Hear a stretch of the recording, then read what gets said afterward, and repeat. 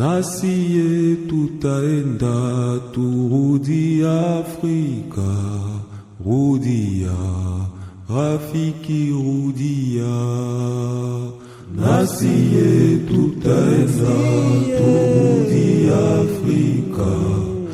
Kipindi ni mchanganyiko maalum kunako RTNC Goma. Tunaanja kila siku kama hii tangu sai hadi saa ile.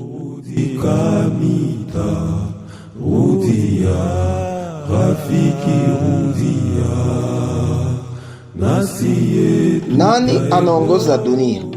Ile question nairudilia, nani mwenye anaongoza hii dunia ambayo tunaishi ndani? Bila kujidanganya, nataka sema jibu ya kila mmoja mwenye kwa nanifata saa hizi. Na yua bengi munasema ni Mungu, bengine banasema ni shetani Lucifer, bengine banasema Amerika, Chine, Risi, Korea du Nord, Israel bali benye kutengeza mabombe za nuclear, na bengine banasema kwamba ni mababu zetu ndio wanaongoza dunia. Bila shaka nyie bote benye kunifata saa hizi katika studio za RTNC Goma, hakuna mwenye nitasema kama amejidanganya. Kwa kila mmoja wetu iko na imani kwa yule ambaye anaamini kwa kuwa ndiye kiongozi wa dunia. Namna majibu ziko tofauti. Je, tunaweza hakikisha kama dunia inaongozwa ama inatawaliwa na watu wengi ama vitu mingi? Kipindi mchanganyiko maalum kinawajia tangu sai hadi saa ile kunako RTNC Goma. Turudilie swali hili. Je, ni kweli viongozi wa serikali tofauti duniani ndio wanaongoza dunia yetu? Kwa nyakati zilizopita, historia inatueleza nchi zenye zilizaliwa ama kuundwa baada ya nguvu nyingi. Kilichofuatia, zile nchi zimoya zinabaki kwa jina, zingine zilishazimika na kusabulikana. Mfano, Ugiriki, Greece, Roma, Egypt, Babiloni. Leo tunaweza sema Chine, Amerika. Lakini tujiulize, haba bote balikuwaka miongoni kwa sababu ya mambo tofauti ambayo yalifanyika duniani kwa nyakati tofauti. Dunia ilikuwaka na pande mbili, ilikuyaka na ikapita. Kwa wenye watuelewe ndani ya studio hizi za RTNC Goma, kuna wakati dunia kulikuwa kwa upande wa socialist na ngambo ingine wa komunisti. Wale wote kwa sasa majina njo zinabakia, lakini hawakuwake tena. Bara la Ulaya yani Europe iliongoza eneo kubwa duniani hasa wakati wa ukoloni, ila baada ya nchi zimoja kupata uhuru, nguvu za Ulaya zilipunguka sana hadi kunako 19e siècle. Mimi nikiwa ndani ya studio na ninyi mkinifuata huko nyumbani, tuangalie namna tuishabaki watumwa wa mitandao ya kijamii yani marezo sosio. Internet tangu ikui, mwenye hajua itumikisha anaonekana kama ni mjinga. Mfano ni simple, example iko fupi sana. Cuisinier mwenye iko na WhatsApp, iko na Facebook, yenjo mwenye hoteli kubwa zitapatia kazi, alafu vrai maître cuisinier ambaye ni mwalimu wa mapishi hawezi pata kazi sababu hana ama hayotumia WhatsApp, YouTube ama Facebook. Hapo tungali tunauliza nani anaongoza dunia? Angalia namna rafiki yako tajiri mkubwa utaishi naye zaidi miaka miwili, hauyamuonana ta $20 ama 40,000 francs congolais. Juni mimi napenda sema mafrancs congolais, ila iko na mamilioni za mafrancs congolais ndani ya karte sime yake kupitia marezo zenye tuko nazo hapa ama kwenye karte bancaire hizi tunaita visa. Kipindi ni mchanganyiko maalum. Kwa hakika haiko franga njo mtu anatembeaka nazo mu telefone ama karte bancaire, ile njo wanaita digital, kwani faranga zinarundikana ndani ya masanduku na makofre for za mabanki. Kisha weye inakupatia mashifre zenye utatembea nazo ndani ya telefone ama mu karte bancaire. Kisha na sisi zile hesabu ama zile shifre tunazizalisha franga yani mafra. Zile shifre kuko benye banona 12 436 na binginevyo. Jiulize na wewe, bile byote binafanyikaka kwa faida ya nani? Pale najua na waweka ndani ya kitendawili.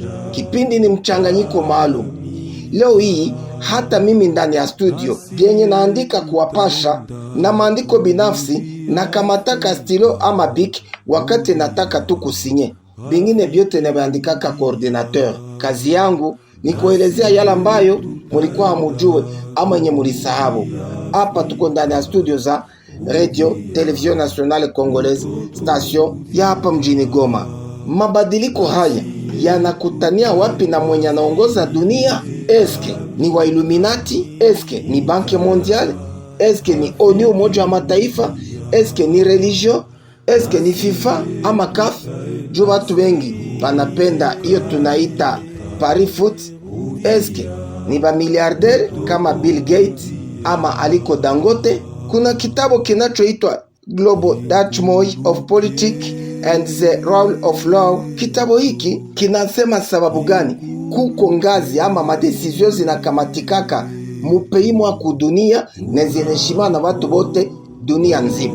Binakwakaye ama kuendekaye kuona programi fulani inakamatiwa na watu wachache duniani, alafu population yote ya dunia inaiexecute bila dute, bila shaka. Namna gani proje zote za dunia zinakwaka na proje ya kazi ambayo batatumika kwa wakati mumoya? Kuko wenye bainetaka mu français kleptokrasi, nyinyi wenye mulisoma mutangela mu vitabu, utawala wa kisiri.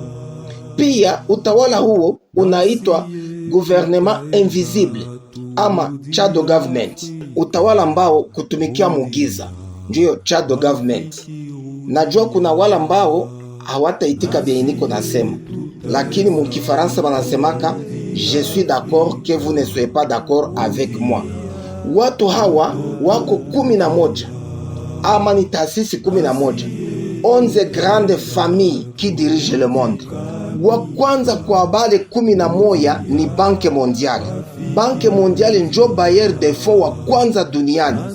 Pia ndiye anaongoza kila mabadiliko yoyote kufanyika kwa hii dunia ambayo tunaishi ndani. Kila kitu kio tulisikiaka kia kuleta maendeleo ama kenye uko unaona, mfano Fonds Social de la République Démocratique du Congo na wengine kwenye kona ine za dunia, ujue ya kwamba kuko mkono wa Banque Mondiale.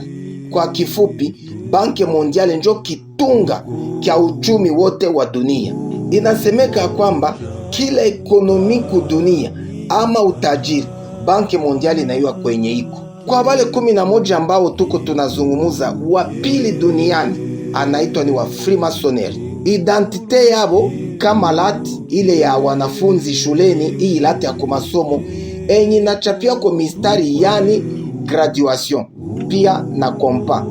Maana yake hakuna mwenye anaitikiwa vuka mipaka ama mistari enye banawekea kila mtu. Uwezo, utajiri, hasa uwezo wa ngazi zote, kiuchumi, kijeshi, hata serikali ama elimu ni wa Freemasonry. Hiyo mimi sinulize nilisoma wapi, kazi yangu ni kuwapasha enye amujue ama kubakumbusha enye mulikuwa mulisahabu.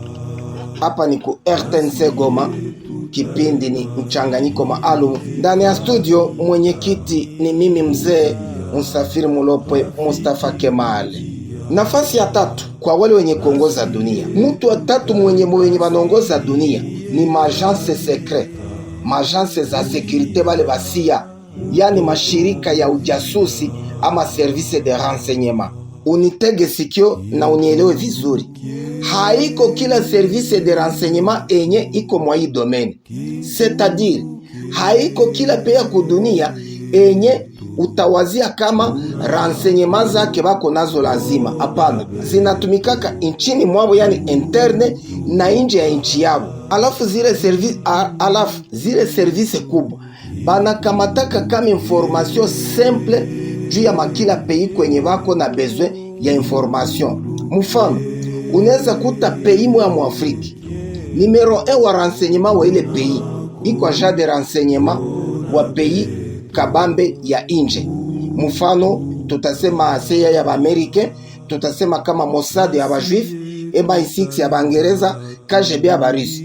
Unaweza ikuta mu pays fulani mwa Afrika uko numero 1 wa renseignement mwa ile pays, lakini uko agent wa hii mwazi yenye tunataya. Kuna wakati tutazirudiliaka en detail, etape kwa etape. Kama ni Banque Mondiale tunabapatia madetail, juu kipindi ni mchanganyiko maalum. Fasi ya ine kwa wale wenye kuongoza dunia wanaitwa think song, Think Sang ni watu wenye kuwaza kufasi yetu. Think Sang ni kolektife kabambe na magrande association ambao banajifunza venir ya wakaji ya dunia, politiki, afya, yani sante, ekonomi, politiki ya sasa mu kila inchi. Bale ba Think Sang njo wanaiwa leo politiki ya kila inchi, kujua jeshi lenye linahitajika, teknolojia ya kisasa inahitajika, na vingine ambavyo ni muhimu kwa maendeleo ya kila mukaaji duniani. Hawa wanaitwa Think Sang. Presque majorite ya hizi organization ziko independent na zinatumikishaka budget ya mamiliari na mamiliari ya madolari ama mafra kongole kila mwaka. Ni vigumu uyue budget yabo. Hii ni utafiti, hii ni RTNC Goma inawaletea kipindi mchanganyiko maalum. Tukiendelea kwa baba Think Sang, aba njo banaangalia kaje budget ya hii pei tuiongeze ama tuipunguze katika maisha ya raia ya kila nchi, na hiyo yote banaifanyaka kulingana na maisha banapenda population ile pei ya ile pei banadeside iende ku niveau gani ya maisha hapa duniani. Fasi ya 5 kuko watu ama organization inayoitwa Organizi Jiuli. Aba ni batu ba nguvu sana. Juu maandiko ama kritire yabo haiko kila intelektueli mwenye anaweza isoma. Aba batu nabambia Organizi Jiuli, kwa kazi zao wanatumikishaka lugha ya Kiyahudi pekee, na Kiyahudi ambayo wanaandika ama wanasema haiko Kiyahudi ya sasa, ni Kiyahudi ya zamani sana, ama ile ya ndani.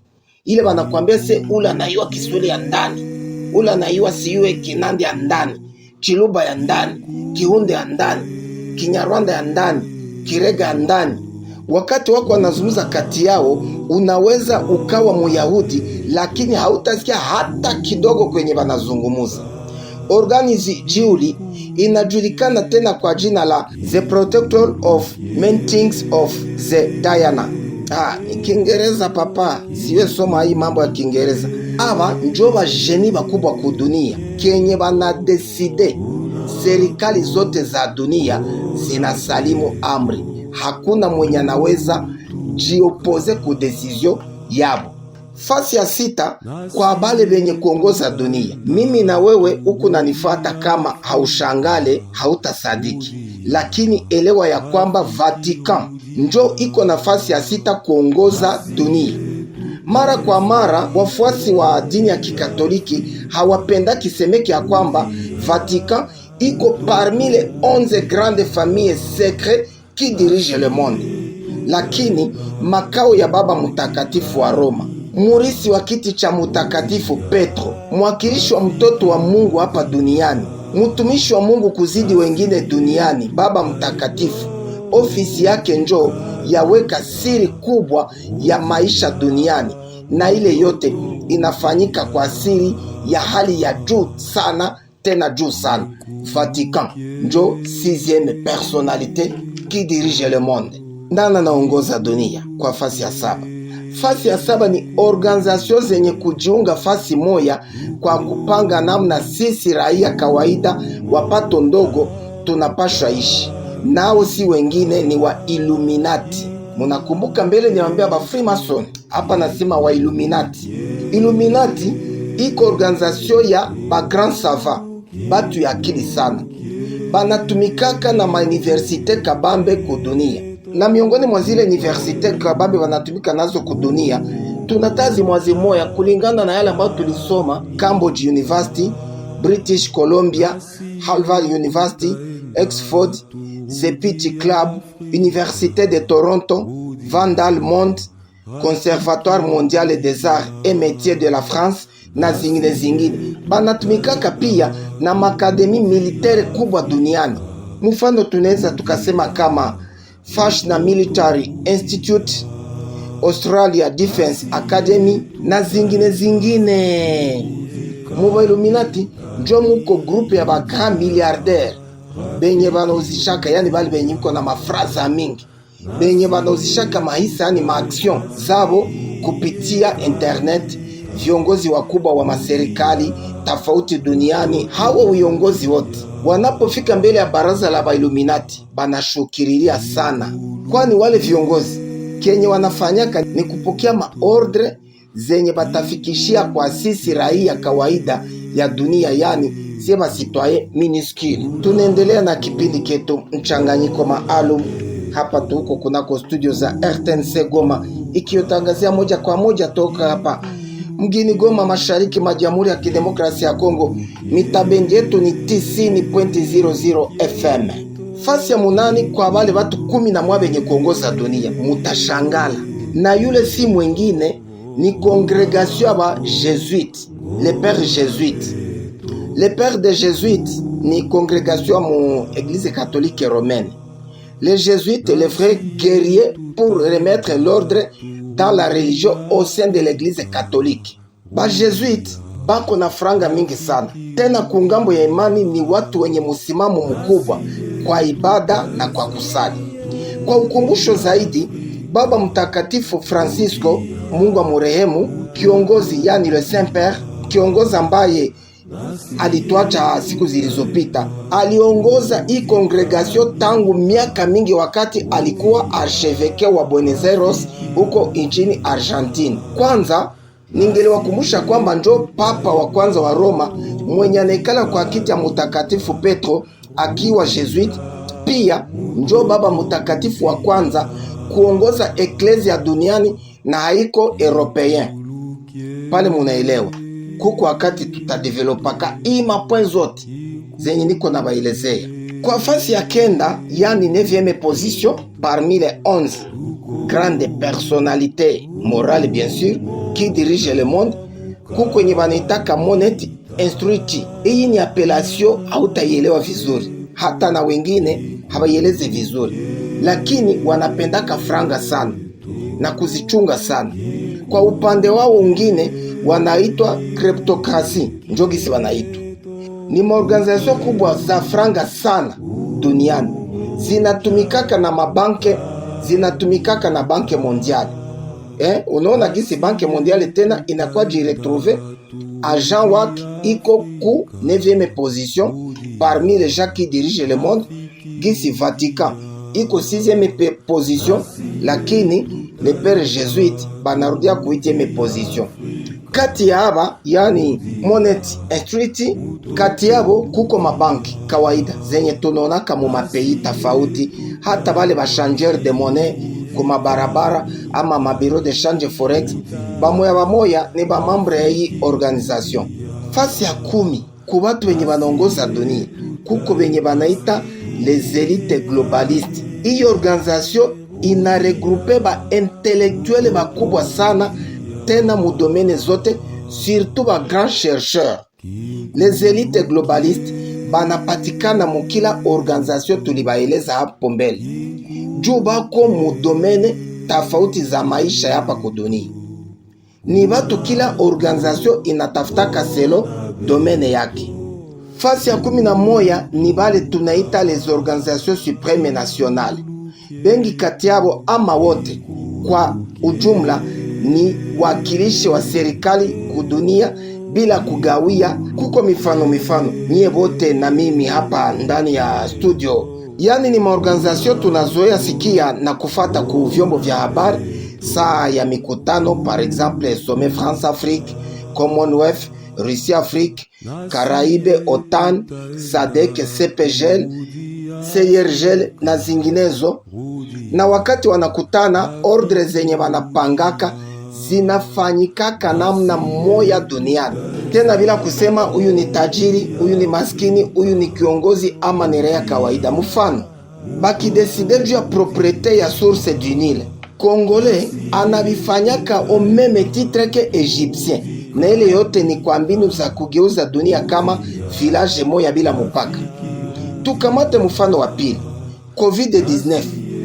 Namna mukaaji wa Goma, jusi bote tulikuwa tunavala makashne, aliamurishwa kuvala kashne, mueglize kufunga makanisa, kufunga miskiti, maspektakle kufunga, maseremoni de mariage hakuna.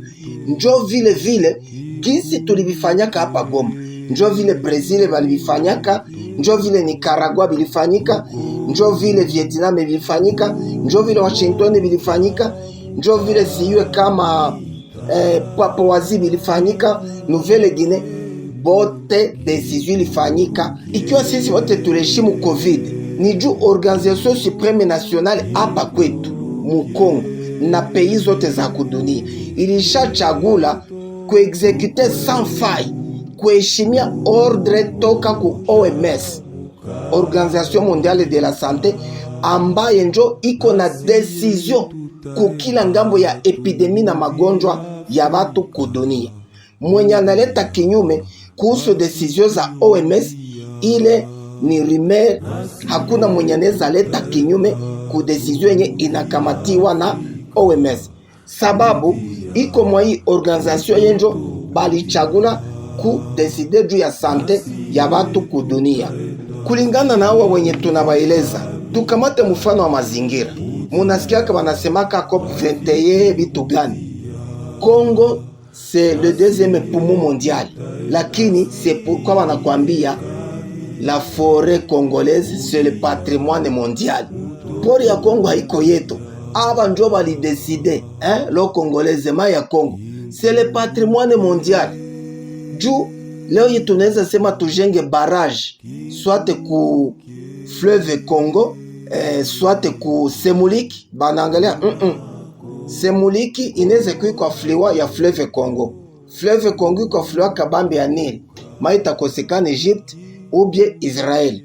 Si pourquoi banakwambia hile yote kuko organisation enye inadeside kwa bile biote ili kila kitu kudunia kikwe na musimamo moya.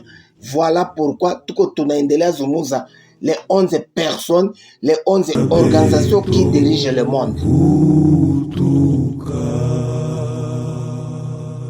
Nasiye tutaenda turudi Afrika, rudia rafiki rudia. Nasiye tutaenda turudi Afrika, rudia mutoto rudia. Nasiye tutaenda turudi Kamita, rudia rafiki rudia. Nasiye tutaenda turudi Kamita, rudia mutoto rudia. Kinkulu kieto, kinkulu kieto, tuko umoja mukamita. Kinkulu kieto, kinkulu kieto,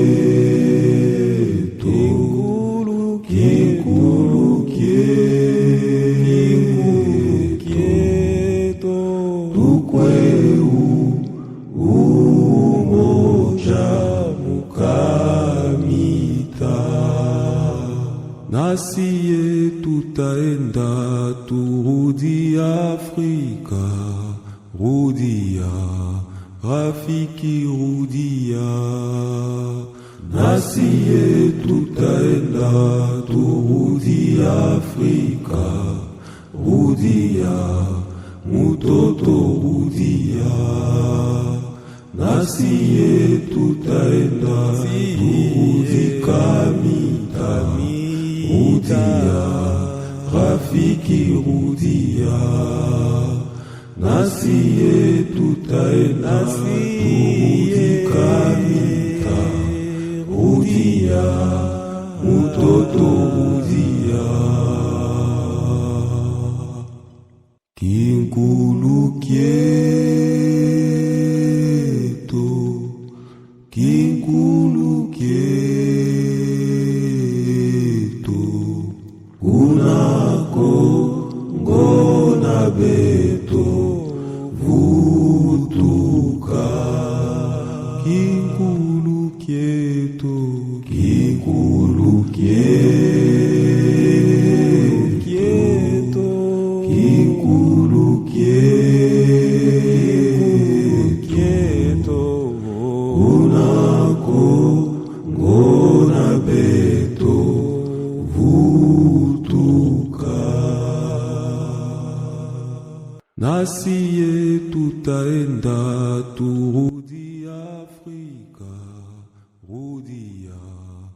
Kipindi ni mchanganyiko maalum kinawajia kutoka studio za RTNC Goma, kunako mitabendi 90.00 FM.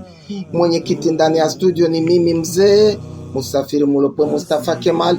Nilianja na nyinyi tangu saa ile hadi saa hii, lakini nawakumbusha kwamba hapa tulikuwa tunawaeleza kwa kifupi taasisi ama organization 11 ambazo kuongoza dunia. Kwa majaliwa ya Mola, kwa nyakati zijazo tutawazungumuzia kwa urefu sasa namna kila organization inatumikaka kwa kufikia malengo lake, yani kufika ku objectif yake. Tukutane tena siku kama hii, saa hii hadi saa ile ndani ya studio za Radio Television Nationale Congolaise RTNC Goma. Mitabendi yetu ni 90.00 FM. Mimi mzee Musafiri Mulopo Mustafa Kemale nikiwaambia bye bye.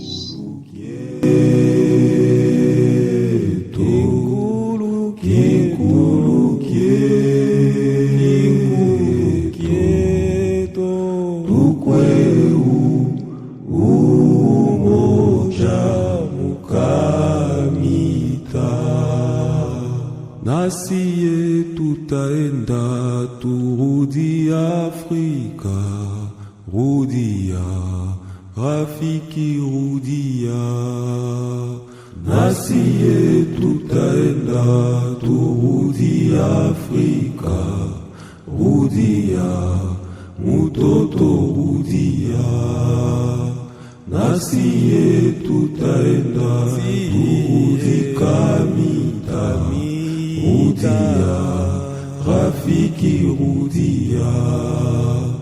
Nasiye tutaenda turudi Kamita, rudia mutoto rudia. Kinkulu kieto, kinkulu kieto, kunako ngona beto vutuka. Kinkulu kieto, kinkulu kieto, kinkulu kieto, kunako ngona beto vutuka. Nasiye tutaenda turudi Afrika, rudia rafiki rudia. Nasiye tutaenda turudi Afrika, rudia mutoto rudia. Nasiye tutaenda turudi Kamita, rudia rafiki rudia. Nasiye tutaenda turudi Kamita, rudia mutoto rudia. Kinkulu kieto, kinkulu kieto, tuko umoja mukamita. Kinkulu kieto, kinkulu kieto, kinkulu kieto, tukweu umoja mukamita. Nasiye tutaenda turudi Afrika, rudia rafiki rudia.